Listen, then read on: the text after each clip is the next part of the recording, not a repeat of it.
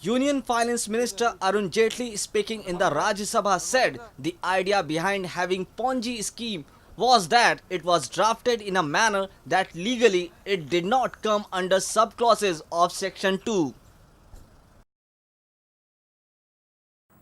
Now, honorable members have raised an issue that even though there are large number of such Ponzi schemes or even genuine schemes, which are not Ponzi schemes, only one of them got registered under the Act.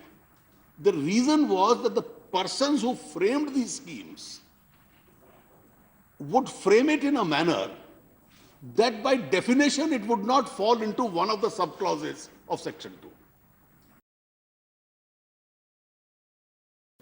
It is only for these schemes that this non-obstantive clause proviso has been added below Section 11 capital A2. Now this would be an exception to the above four. And this reads, provided that any pooling of funds under any scheme or arrangement which is not registered with the board or is not covered under subsection 3 involving a corpus of 100 crore rupees or more shall be deemed to be a collective investment scheme. The word is deemed to be. Now, deemed to be is a legal fiction. It is not, but we are deeming it to be. So by a fiction, we are assuming it to be so. So the new scheme of the Act is that any collective investment schemes which falls in the first four categories of 11 AA2 will be a collective investment scheme.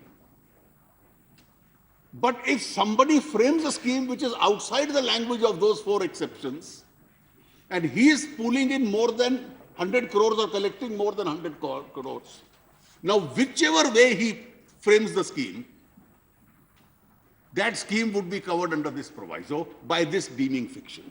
So it's a very wide definition which would almost include everything which is not covered under the first four.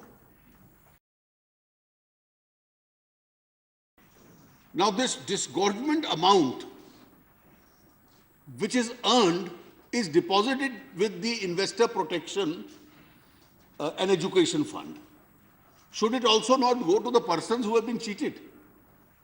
Why should it entirely be kept for a generic purpose like education? It must also go to these people.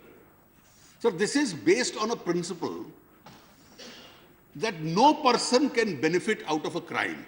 He can't enrich himself unjustly out of a crime. No person can keep the profits of a crime.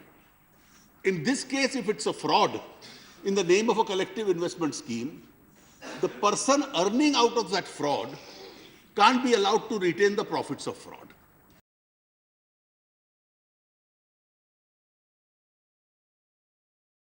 Powered by NNIS.